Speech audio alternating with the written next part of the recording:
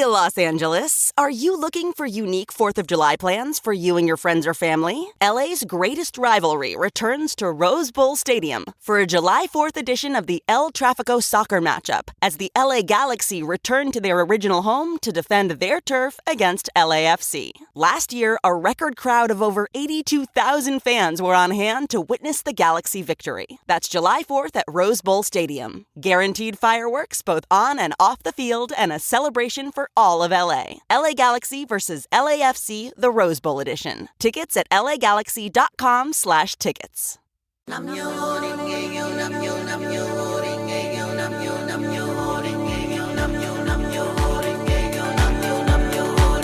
Welcome back to Now.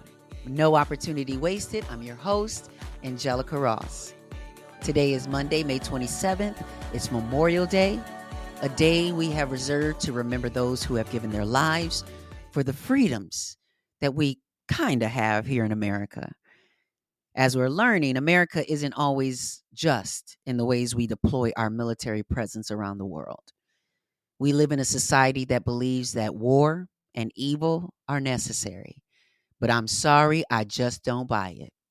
I think that we have got to do as the Buddha would say, kill the will to kill. So I'm praying that we don't have to lose any more lives to war and that we learn to create peace and change through dialogue.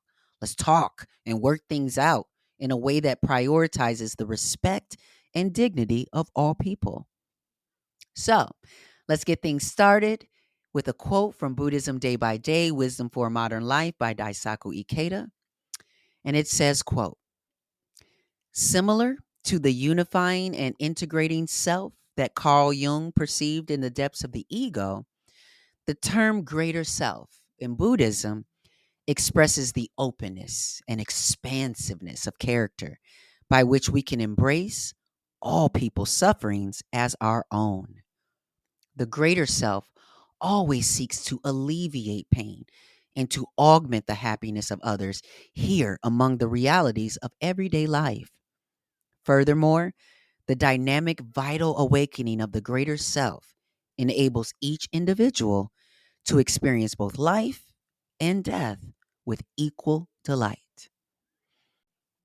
Now, so much is going on as always, but I wanted to just take a moment and talk about the recent trend on social media that is calling to block celebrities who folks feel like they haven't been using their platforms to speak up on issues like the genocide in Gaza or Sudan or Congo.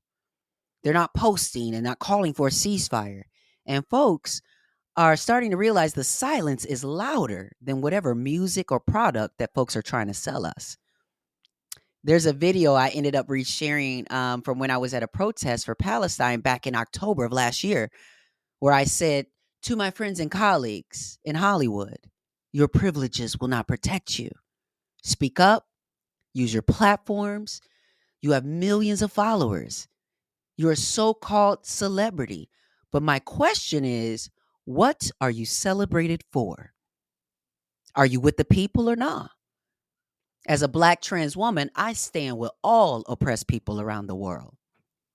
So I happen to be on the same page with so many of the folks on TikTok and Instagram who are starting to block celebrities. So here on Now, no opportunity wasted, we're creating our own block list. But I don't just want to call out the celebrities who are not using their platforms. I want to also highlight those that are taking whatever opportunity they can to amplify the voices of those who are experiencing some of the most horrific circumstances around the world and right here in America. So, on the list of celebrities to block, Diddy. Again, what are we celebrating you for? Yes, you've made a lot of hits, but you've also put out a lot of hits that we are only just hearing about. We will not celebrate domestic violence. We will not celebrate sexual assault, not to mention a laundry list of other bad boy qualities. And for that reason, Mr. Sean Diddy Puffy Love Combs, you are blocked. And next on the block list, Elon Musk. I have finally let go of Twitter or X or whatever you want to call it. I didn't delete my account because, scammers be scamming. But I held on to my username, but I'm just no longer on that platform. And listen, I am just tired of us celebrating businessmen who are successful by means of corrupt capitalism with a taste of racism, transphobia, sexism, and narcissism. We need to stop celebrating people who have become successful by taking advantage of a broken system. That's what Trump has been bragging about doing. And that is actually the goal for so many aspiring entrepreneurs. But let me remind you, there are no ethical billionaires. Next up on the block list, Tiffany Haddish. Girl, it's a wrap. I'm not even going to fully drag you because I don't believe in doing that in mixed company. But what I'm going to say is this. What are you celebrated for? I need you to ask yourself this question. The DUIs? Creating cringeworthy content involving minors in their underwear? Traveling to Israel to find a husband to take you on an adventure to hunt and shoot Palestinians? Or the fact that you've never went to college and reading comprehension is just non-existent with you? And you want to try and shade college students for learning and speaking up about what they have learned? Girl, blocked. Now, there are some celebrities I think we should be celebrating. My non-binary siblings, India Moore, who seems to always be ready and willing to speak up no matter what is on the line for them. I have seen them in the streets protesting, as well as using their platform online to share information, not just about one issue, but about so many issues. Thank you, India Moore, for showing up. We celebrate you. Sara Ramirez, who was also one of our early guest members on the podcast and spoke to the reason why they will always use their platform to speak truth to power. We saw that they were outside of HRC protesting, and we saw news that they weren't brought back for Just Like Us for another season, and speculations were that they were being so outspoken and that was an issue. But listen, Hollywood may try to blacklist celebrities who speak up, but here in the now, we celebrate you.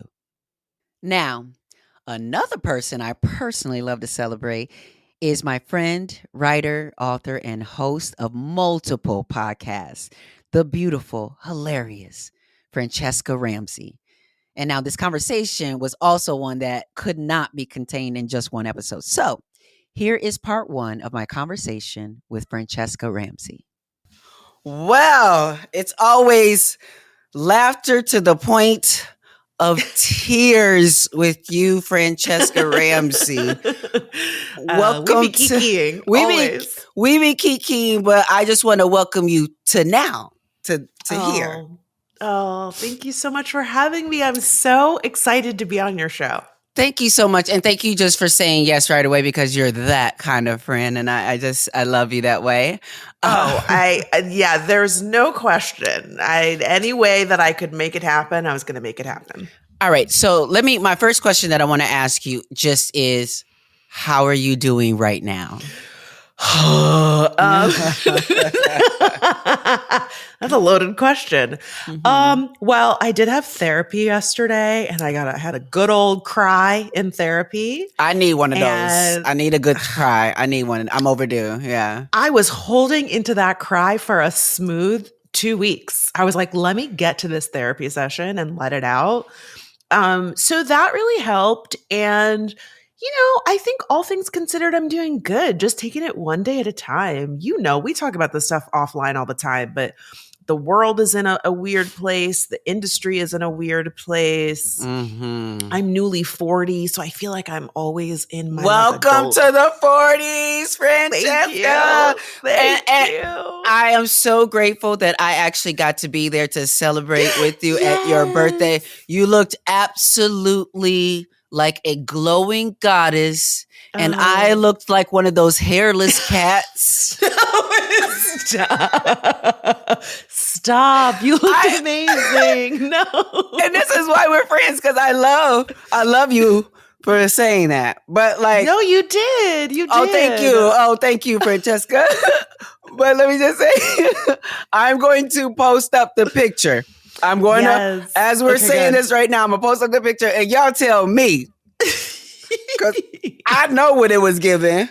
And No. You were giving, but you know what I loved? You were like, hey girl, I'm coming in sweats. I'm not doing my makeup. And you still were like glowing and ethereal. And, you were still like, giving us glamour, but just like a natural glam. I appreciate that, but sometimes, like my hair was freshly blonde. It was still Mhm. it was a couple days after, I had gotten it straight. And sometimes, like, especially sometimes, I've learned how to, but like when you are rocking a straight blonde look, sometimes you really got to have at least the minimal, done to pull Yeah. the whole look together. Otherwise, you're gonna look Yeah. washed out.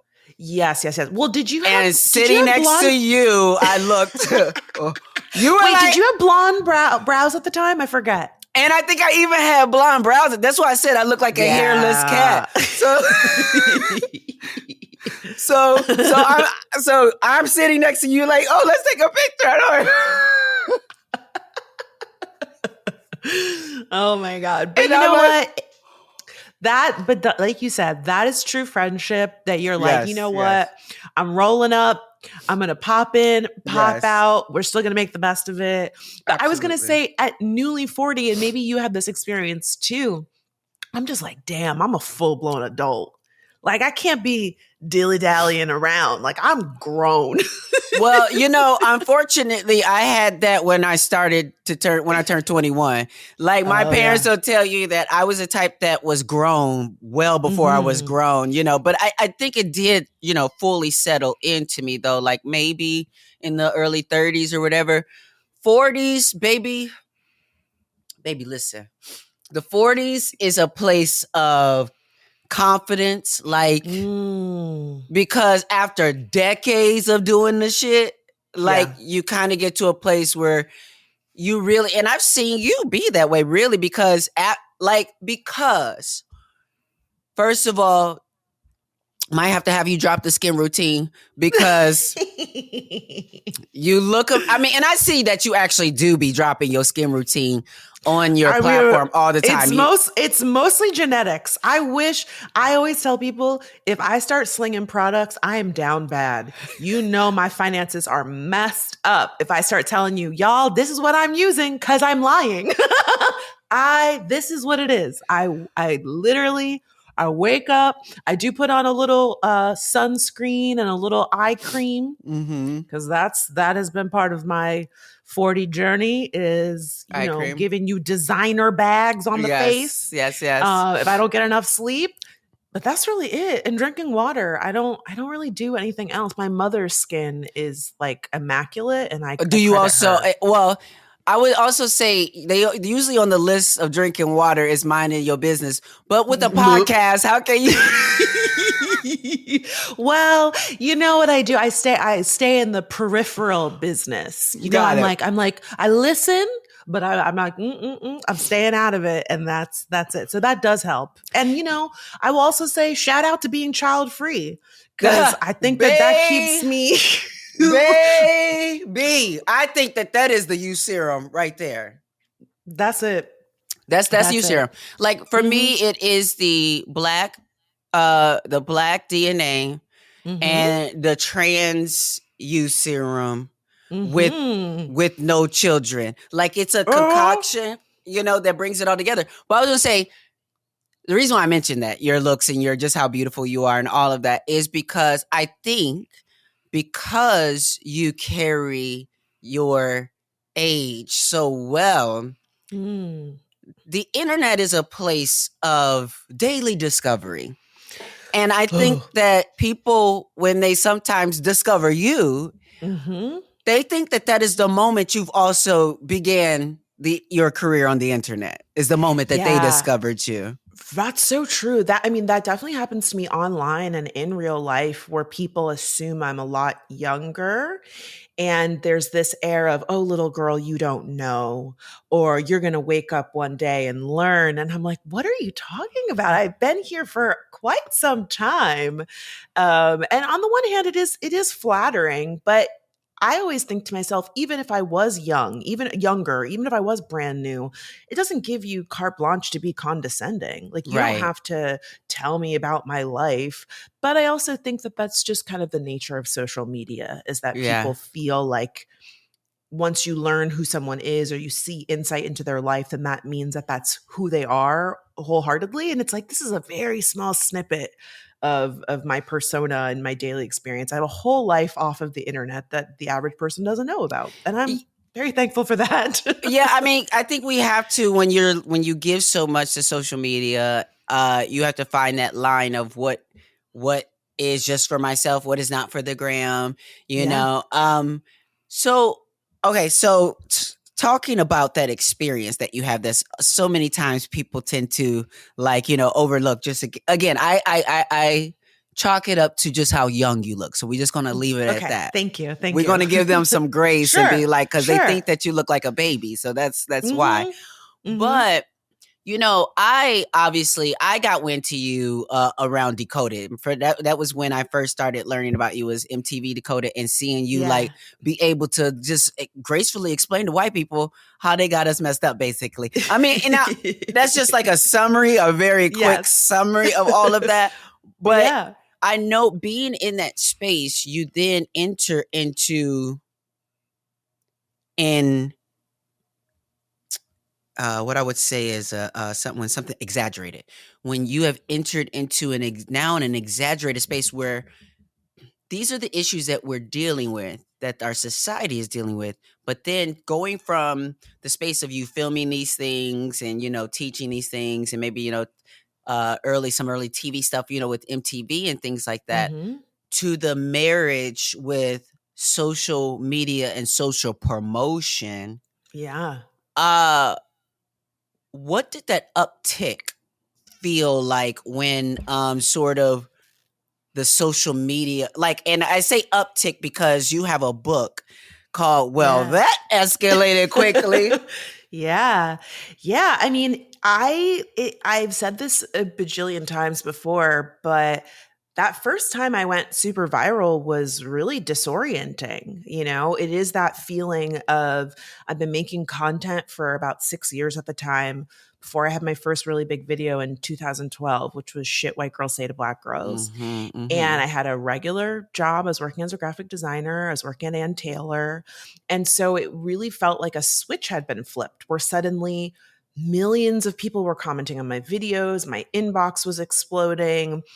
I was getting people asking me to interview and audition. And it was just as if, that moment of like, I've been here this whole time. And now suddenly everyone's like, where have you been? Well, we're looking for you. And I'm like, oh my gosh. So I've kind of had that at various points in my career. And I'm sure you've kind of had this too, where it's like, you've been grinding, you've been auditioning, you've been doing the thing, you've been working so hard. And then you're on a TV show and people are like, oh my God, now I know who you are. And it's like, I was the same person I was before I was on the show, but now there's this spotlight on you. And so it's a blessing and a curse. I'm so thankful that anyone watches my content and cares what I have to say. And okay, hold on. Let's pause and back up, because sure, some people, that's cute to do that. And, but the thing is that like what I appreciate about you, it's people are on the internet looking for attention, and they're looking so much for attention that they're following whatever viral trend is there and making their version of it, just hoping to catch into the algorithm or whatnot.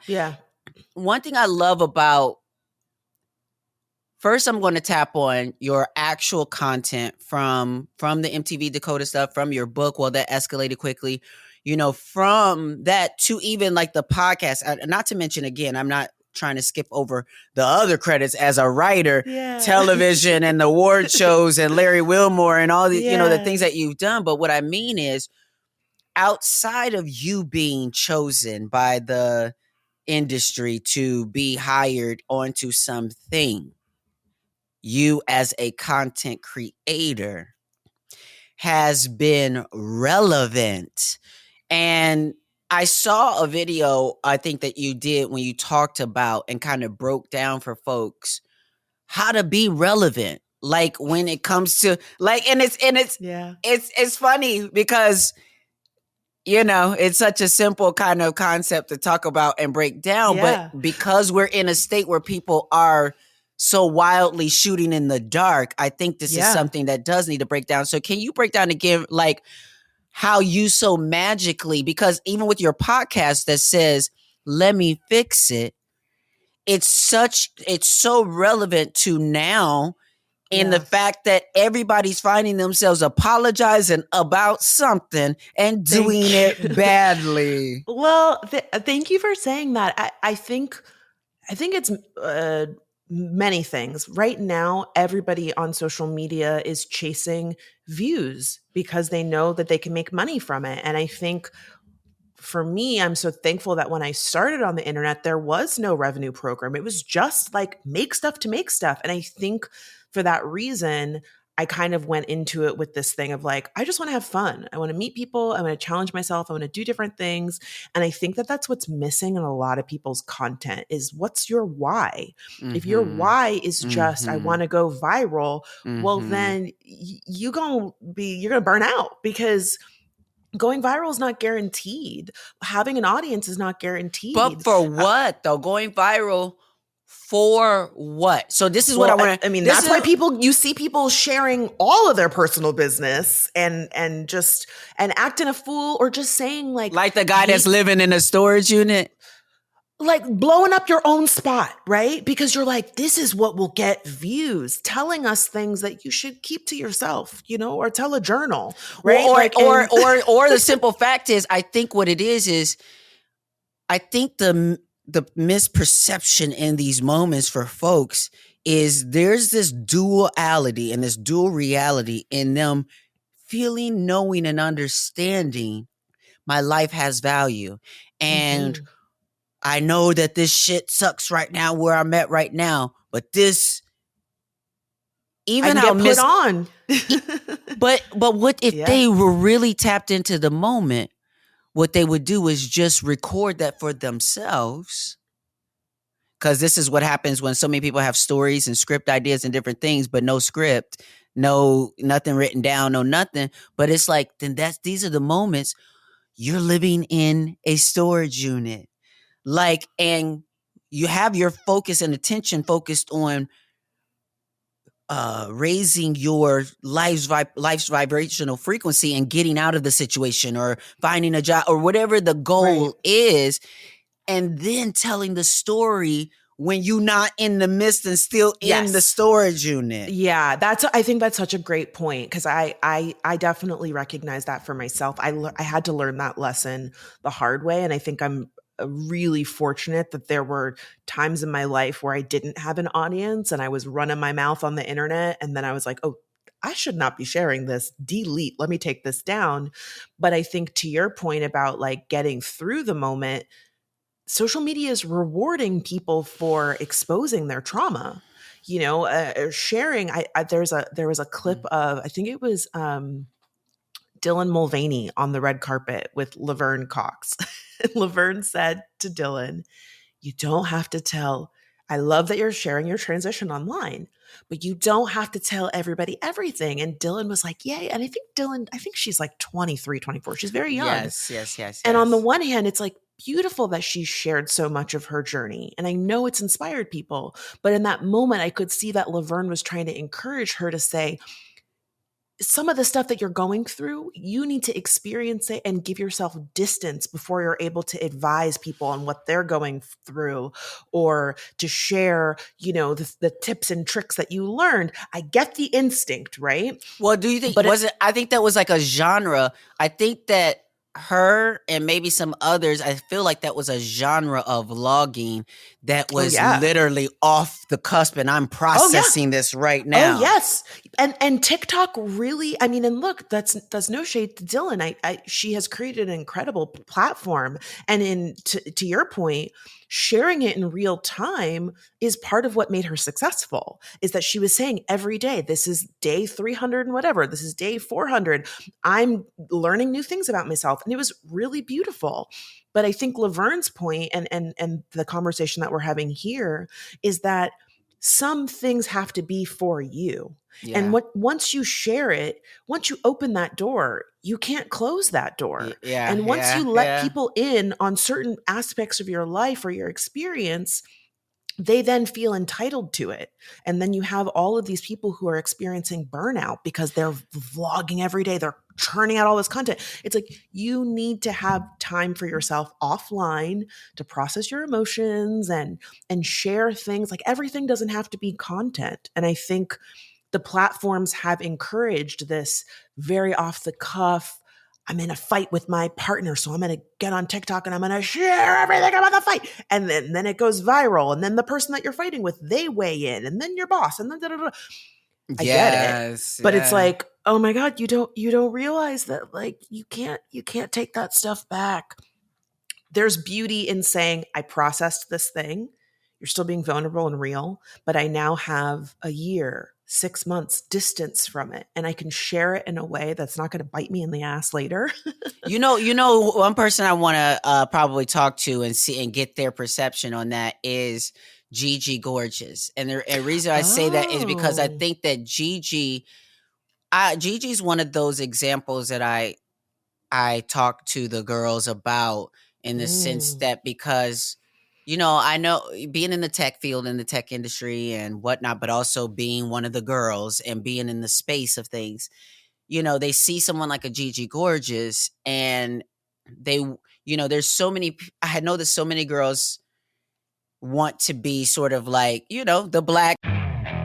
Okay, picture this. It's Friday afternoon when a thought hits you.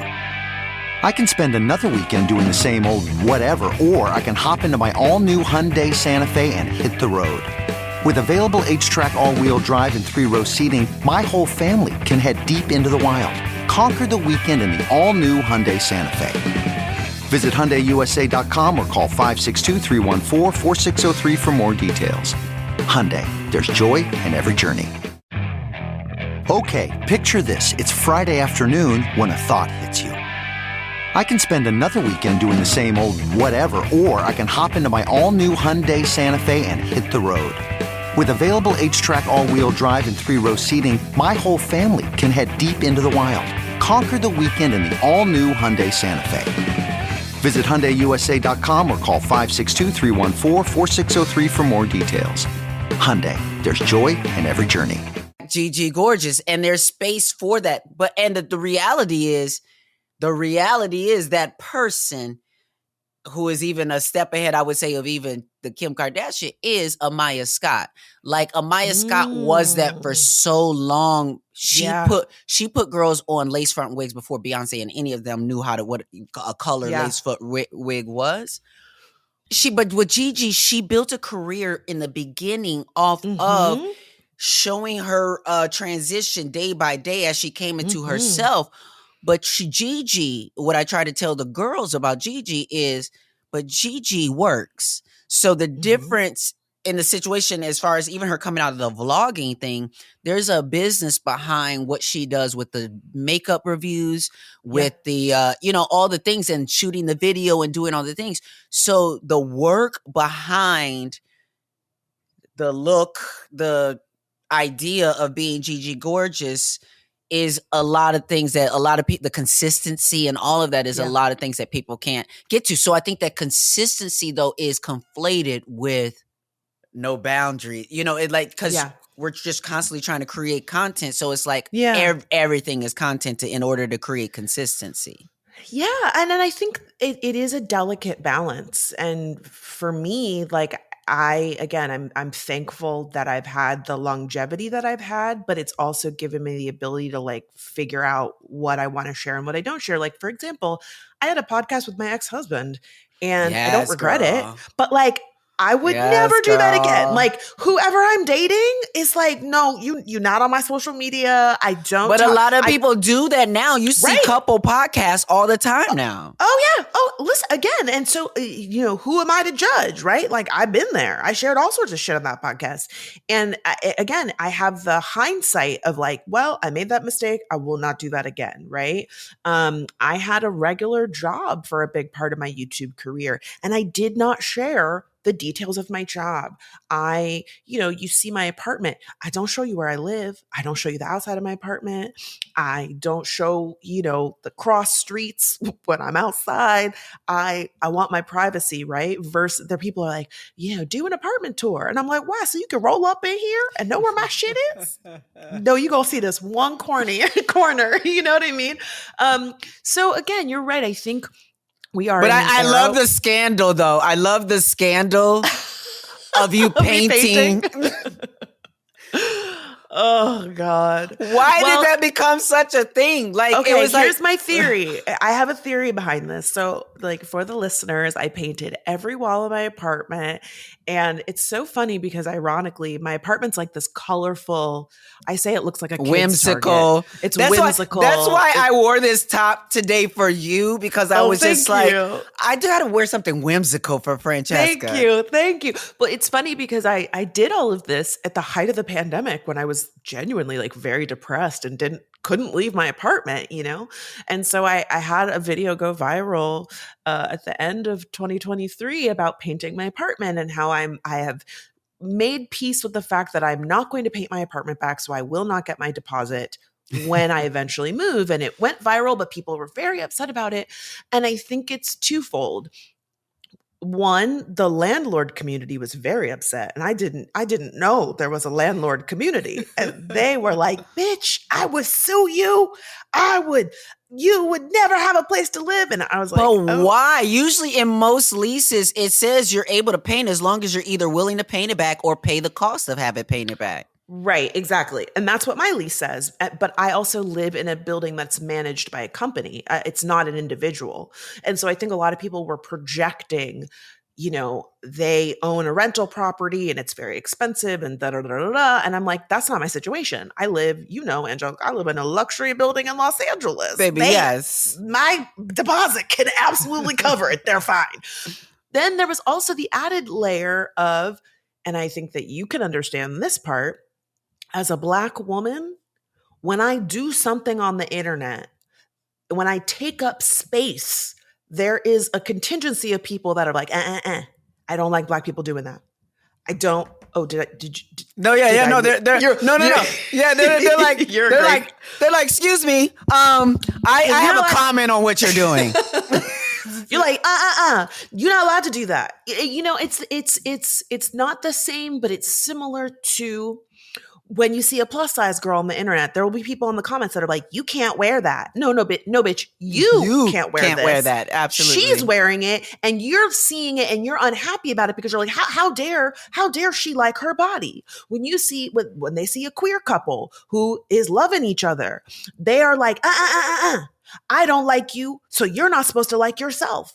You're not supposed to be happy. A Black woman who's like, this money is gone and I'm okay with that. They're like, I'm wherever my financial situation, I can't do that. So she shouldn't be able to do that. Absolutely. Somebody that I see as less than should not be able to take up space, should not be able to live in an apartment that girl, did you see, whatever it might be. Did you see the Club? I mean, not that, but just, this is a sideline. But did you see Monique on Club Shay Shay? I didn't watch all of it, but I've seen many of the highlights. I have to finish watching it. But yeah, I think that was one of the things that, there was. She said something very similar about about a plus size Black woman or short, or if you're trans or whatever it is, they don't want to hear truth coming from that person. No, absolutely not. Absolutely not. And again, it's in the same vein. Taking up space and loving who you are in spite of a world that says that you're not supposed to is very disorienting for bigots. You bald-headed. They love to call me bald. Yes, I chose to be bald. Why is this an insult? You're just stating facts about my life. Because there's so much, Fran, because we have to have conversations, so many conversations, because there's so much I want to. Jumped around. I know, no, this is what it is, because from, with this podcast, No Opportunity Wasted, it is with my Buddhist lens, And Mm. for me, the thing that I most want people to understand about it is that Buddhism is reason. So a lot of the things and even the conversations and things that we're talking about, I mean, like, I could go into talking about a spiritual sort of lesson just from the things that we're talking about, because that's the way that Buddhism approaches it. We don't need we have our texts, but we practice in a way where we don't need it. So for me, this podcast is a intention to create dialogue that talks about the daily challenges and the opportunities that we're dealing with, but with a dialogue that is reasonable. Yeah. And I love that. that's what we've been doing, is just having this, reasonable dialogue about how we're approaching these funny yet hilarious and annoying, sort of situations. We're in a time right now in culture where, like, again, your podcast, I have to say it again, if you don't already subscribe to Let Me Fix It, you need to subscribe to Let Me Fix It. It is so funny and on point with how you give suggestions, maybe, or guide. What would you say? How would you describe? How So would you describe it? we've been saying that Let Me Fix It is like John Oliver meets Shark Tank. So every episode we look at something in history or in culture, we review it, and then we pitch how would we fix it. And it really came out of my friendship with my best friend Delon, where we're always talking about, oh, what if that movie was rebooted? Oh, what happened to that person's career? Oh, why don't we talk about this thing anymore? And it was always coming from this place of, if I was in charge, I would fix it. Here's how I would fix it. And so we really liked, kind of going back to what you were talking about before, just kind of creating your own lane, where there are lots of podcasts about pop culture. There are lots of podcasts about what happened in the news this week, or what's trending, or what's going viral. And so we were like, how can we cut through the noise and do something that feels like us, but is different and still adds to the conversation? And so our show is evergreen. If everybody's talking about Monique Yes, this week, yes, we're talking about the downfall of the shopping mall, right? So we're yes, talking about yes. something that you can listen to at any time. And the thing that I love the most about it is that it's grounded in my friendship, a 20-year friendship with Delon. So we are talking about things from the past in the world, but we're also saying, what were you doing in 1992? What was happening? What was your favorite store in the mall? And But just also, talking this about isn't your us. first. This isn't your first time at the rodeo. This is not your first Right. podcast. Right. So advice time a little bit. Mm-hmm. Number one, if you can give us a little rundown of where is this in the line of podcasts for you, but also, what does it look like to create, to edit, Mm. to learn, and then to pivot, and maybe, because Yeah. each thing, when you're talking about Let Me Fix It, or you're talking about like your American Idol podcast, Yeah. these are very neat, these are very specific perspectives. So what Yeah. did you learn over the time of creating your first podcast to now to where you are now? Yeah. So I think the biggest lesson with Delon and I is that we've done so much what I would call pre-production, meaning we script out and do a ton of research before each episode. We are not just talking off the top of our heads. We have a script in front of us, like you and I talked at the top of the show. It's a combination of dialogue, but then also like bulleted things, where sometimes we'll play games, for example, and I won't put the details of the game in the doc because I want Delon's natural reaction. But then sometimes we will have jokes where I want to set up a specific punchline. And so the joke will be written out as dialogue. Delon says this, Francesca says this. And then we pass it back and forth. I write one episode, he writes one episode, then we switch the doc between us. That's something that I just learned over the course of my previous podcast with my ex-husband. I felt like we were always like at the very last minute throwing shit together. Like we would be recording at 11 a.m. We would be up at 8 a.m. throwing that doc together. And so I told Delon, I don't want to do that. I want us to have like a long lead time. You are responsible for one, I'm responsible for another. We put it on the calendar and we say, you will get a copy of that doc Friday night. we're recording on Wednesday. So Friday, so we have like a really good schedule in that way.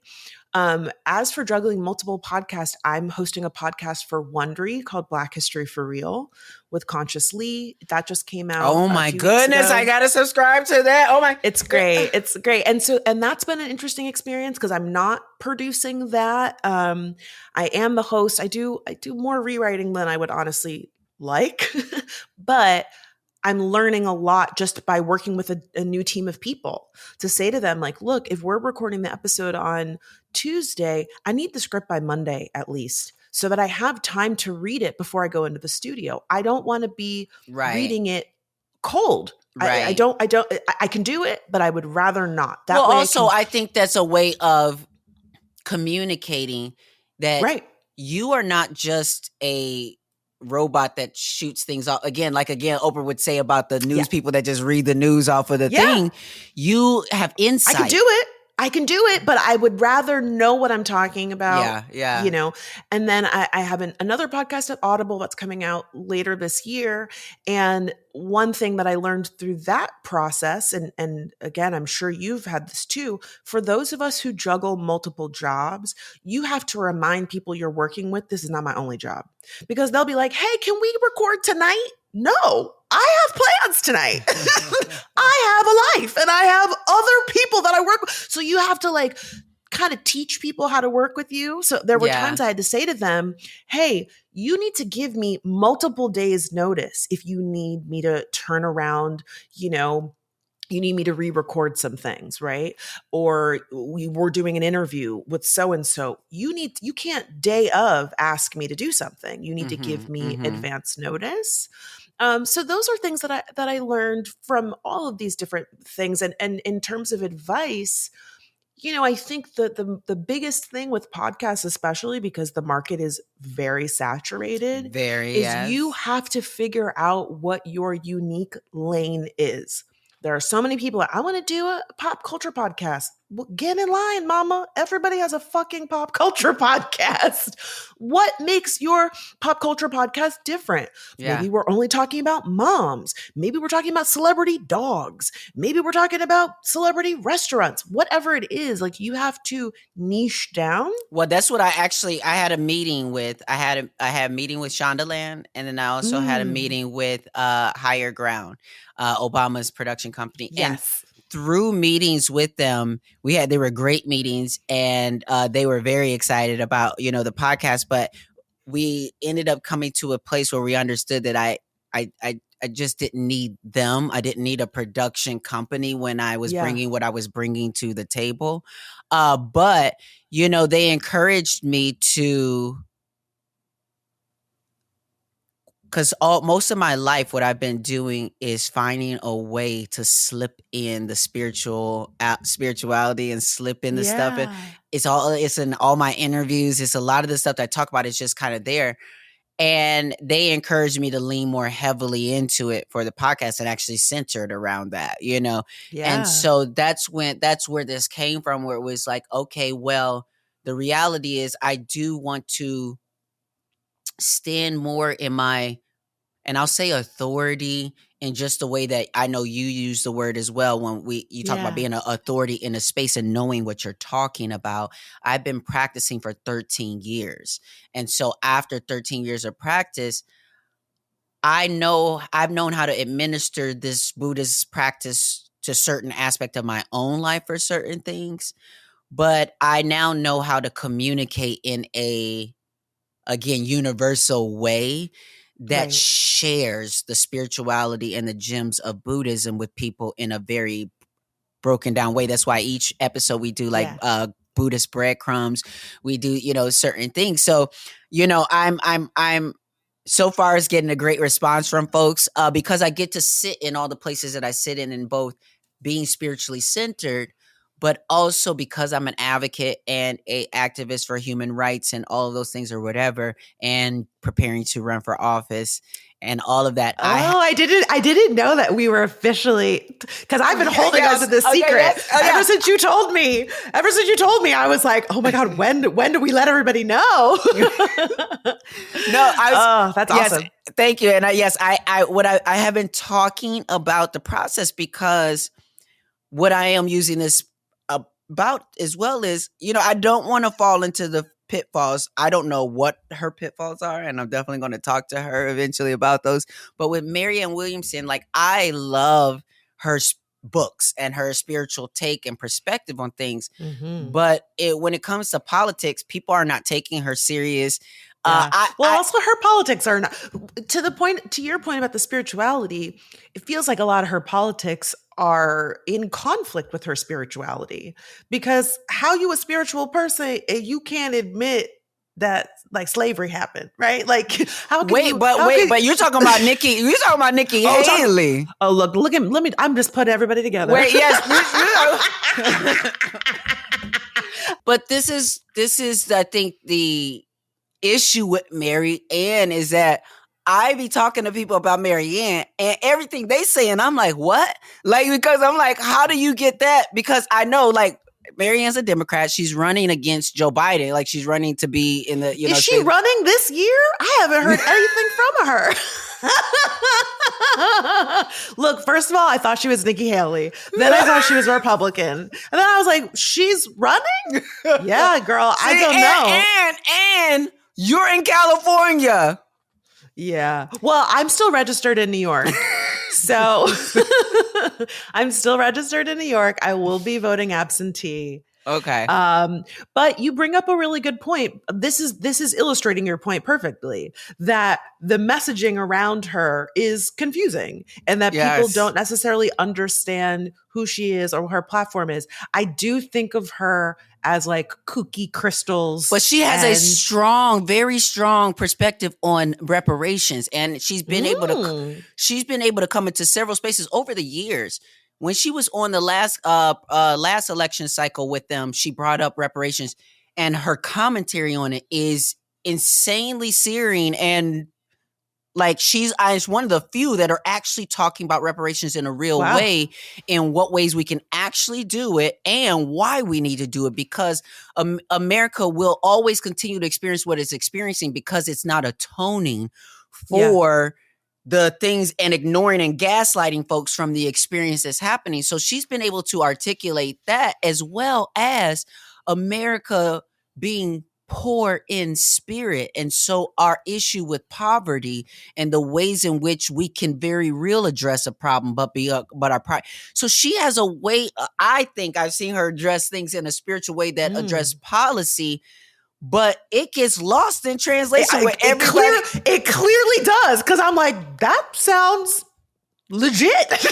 And I definitely have not heard. I feel like when she's talked about, people are like, she's weird, she is out there, she is kooky. That's how I that music is playing underneath, like like that. That's how I associate. And that's why I have been tiptoeing myself up to this point, right, of speaking spiritually.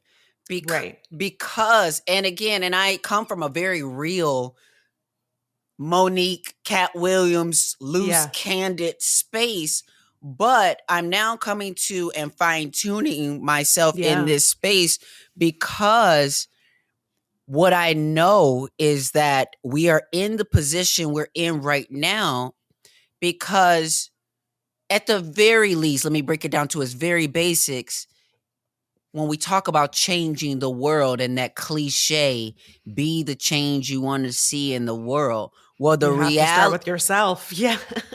And the reality is that our environments are a reflection of us. And sometimes there's a reflection we're not necessarily having a conversation with, especially in the ways of, how do I engage with this? How do I take what is my part of my reflection in this and what is not, and what is the rest of that picture? You know what I mean? So we're in a space right now where I feel that people have been manipulated, are being manipulated by, whether it is religion or an algorithm. They're being They're Yeah. being manipulated with their response, meaning their attention is being arrested and their courage to respond to the environment they're in, whether it's patriarchy, whether it's racism, whether it's, war and genocide and xenophobia or whatever. They got us where they want us, in a place where we feel like we actually, who's going to fit? We keep asking, who is going to fix this?